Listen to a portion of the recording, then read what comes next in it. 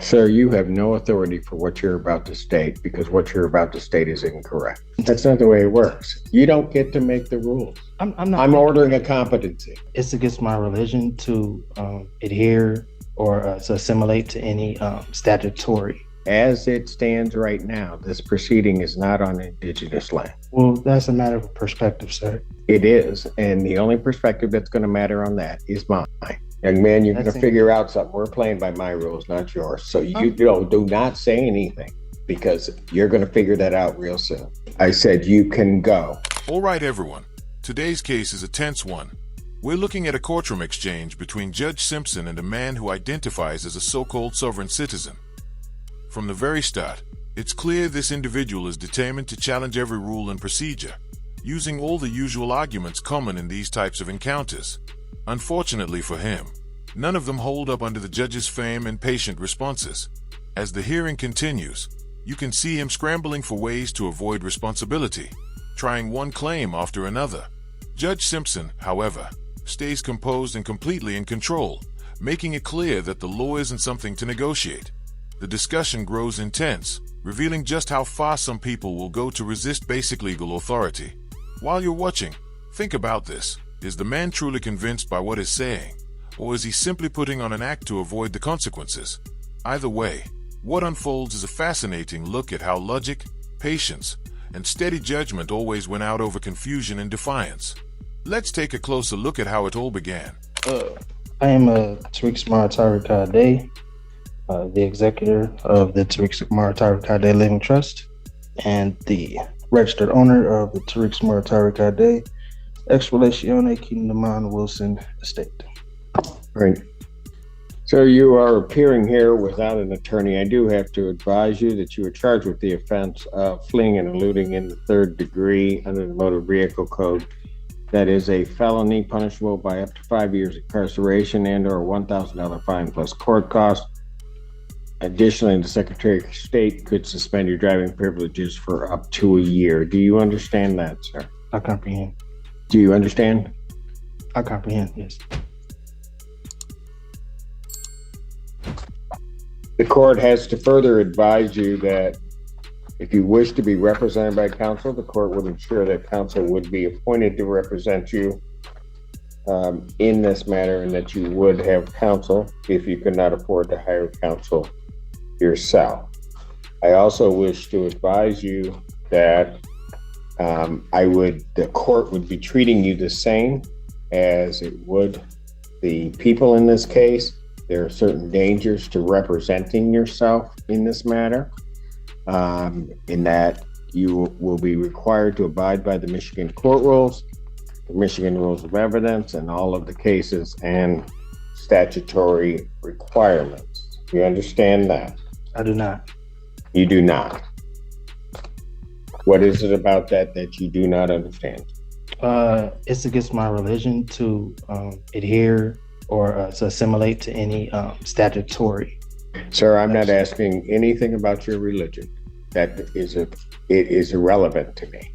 I am indicating that in this proceeding, you will be required to abide by the rules of this court. Do you understand that? I'm having a hard time understanding why or how religion doesn't play a role. How what? How religion does not play a role. Religion does not play a role in what I do or what this court does. There are certain rules of this court established by the legislature and the Michigan Supreme Court regarding how these particular proceedings will be conducted. These proceedings will be conducted in accord with those rules. Do you understand that, sir? Well, according to the American Declaration on the Rights of Indigenous Peoples, as well as the international or the United Nations Declaration on the Rights of Indigenous Peoples, the state and the government should... Sir, you have no authority for what you're about to state because what you're about to state is incorrect. This is exactly why so many people respect Judge Simpson. He's a straightforward, no-nonsense judge who doesn't get caught up in endless arguments or excuses. He keeps full control of his courtroom and doesn't let confusion or theatrics distract from the law. Honestly, we could use more judges with that same steady approach. Too often, you see cases where patience turns into leniency, and people who deliberately challenge basic legal rules end up wasting everyone's time. In this situation, you can clearly see the defendant struggling to make sense of his own arguments. He's repeating lines that sound rehearsed, hoping something will convince the court to drop the case. But Judge Simpson stands firm, calmly steering things back to facts and legal reality. It's a powerful reminder that the justice system runs on evidence and reasoning, not on improvised claims about personal sovereignty or exemption from authority. It's fascinating, though, how widespread this mindset has become. Some of these individuals genuinely seem to believe in what they are saying, while others might just be trying to avoid accountability. Either way, it raises an interesting question. Should society start addressing these beliefs more seriously, or simply view them as a passing trend? Whatever the answer, Judge Simpson's approach shows that calm, consistent enforcement of the law always cuts through the noise. Oh, I am an indigenous person. No, so I do have sir, what you're about to state is incorrect.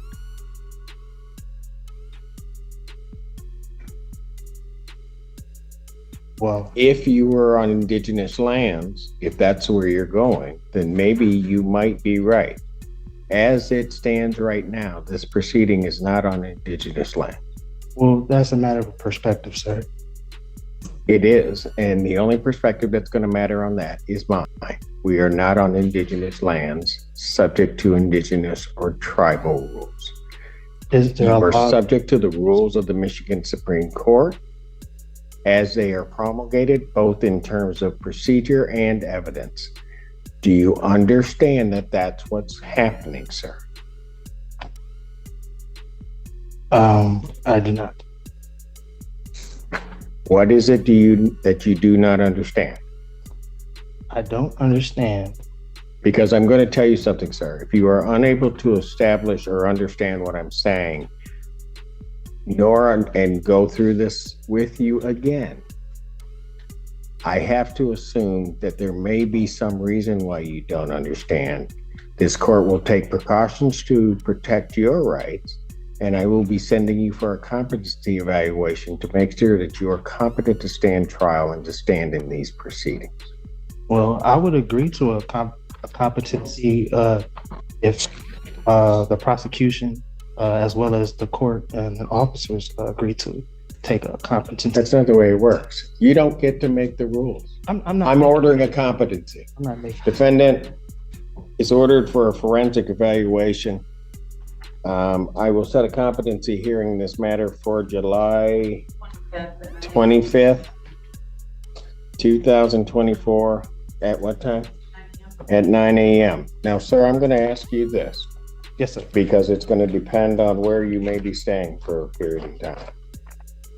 If they send you information as to when you have your forensic interview, Yes, sir. are you going to cooperate and attend that interview? Under threat, duress, and coercion. Yes. Pardon? Under threat, duress, and coercion. Yes. No. It's not how it works. You can almost feel the air tighten in the courtroom as Judge Simpson's patience begins to wear thin. Anyone who's followed his cases knows he's a professional who values order and composure. But even the most controlled judges have their limits, and this moment is testing his. You can see it written all over his face. He's holding himself steady, but each new statement from the defendant pushes that patience a little further. The man keeps circling back to the same arguments, none of which hold up under the law. It's obvious he's in over his head, repeating points he doesn't truly understand. Judge Simpson, on the other hand, remains calm but alert, waiting for just the right moment to step in, restore order, and remind everyone of the rules that keep the court running. A contempt warning feels closer by the second. The atmosphere is tense. The entire room seems to be holding its breath, unsure how much longer the judge will let this go before putting a firm stop to it. It's one of those rare moments where experience, authority, and patience collide, and you can't help but wonder whether the defendant realizes just how close he is to crossing the line.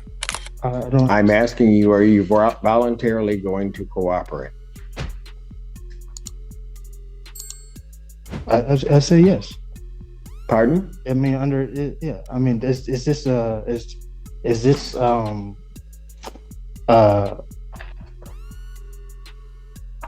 what are, excuse me, what are you relaying to in regard? What are you insinuating in regards to where I will stay for a time? I'm going to make sure that we are going to have our forensic interview done. I've ordered a forensic interview. I am asking you whether or not, when given notice of that interview, whether or not you are going to voluntarily cooperate in that interview. I will take the interview. Excuse me? I will take the interview. Anything from the people? Would the court ask the people to prepare the order for the conference? Yes, please prepare the order for this. Is that your address, sir? Excuse me? That's correct. All right, very good. And so I will send a copy to that address. Very good. All right. This time then bond is continued. Yes, sir. And I'm sorry, can I get that date again, please, sir? So I can put it in my calendar. July 25th. You were supposed to, so I'm assuming you're waiving it. You were supposed to file your motion with I the did. court. I filed it. When did you file it? I brought it in today. Do we have it? I gave it. I mean, it was stamped and everything. I gave it to the reception. Why didn't you file it before today? Well, as I stated at the last hearing, No, don't go through what a you week. stated at the last hearing. Well, you You asked. knew that, no, you knew it was supposed to be filed before the day. Young man, you're That's gonna it. figure out something. We're playing by my rules, not yours. So you do not say anything because you're gonna figure that out real soon. Do they have it? I have not received a response yet. Since I'm sending in for a competency, I can't hear that. I can't hear his motion in any event. So I won't hear his motion at this time. He'll have to refile it timely if he's determined to be competent. So I'll have his bond continue. He can go. I What? didn't get the last part that you said. The bond continued and what? I said you can go. Oh, okay, no problem. I actually shared the second part of this case a while back, so if you'd like to see how it all ends, be sure to check that out after this. But honestly, if I were in this man's position and Judge Simpson gave me that serious, unmistakable look after all those off-track questions, I'd be rethinking my entire approach the next time I set foot in a courtroom. The thing about many of these sovereign citizen cases is that they often come down to pride. Some individuals genuinely believe what they are saying, but others seem to realize they are wrong and just can't bring themselves to admit it. It's as if their ego won't let them back down, even when the truth is right in front of them. Watching this hearing, you can clearly see how far some people will go to avoid accepting responsibility. And speaking of accountability, Judge Simpson really demonstrates what it means to uphold the law fairly and firmly. He doesn't allow confusion or arrogance to derail the process. He keeps everyone focused, respectful, and aware of the rules. If more judges took this kind of steady, no-nonsense approach, the legal system would run much smoother. Too often, leniency allows the same disruptive behavior to repeat, and that only makes things harder for everyone involved. At the end of the day, this hearing was both frustrating and fascinating to watch. It showed how patience and authority can coexist when handled correctly. What did you think about this exchange? Was it more entertaining or eye-opening for you? Either way, thanks for tuning in. I really appreciate everyone who watches and supports the channel. Stay tuned for more cases like this, and take care until next time.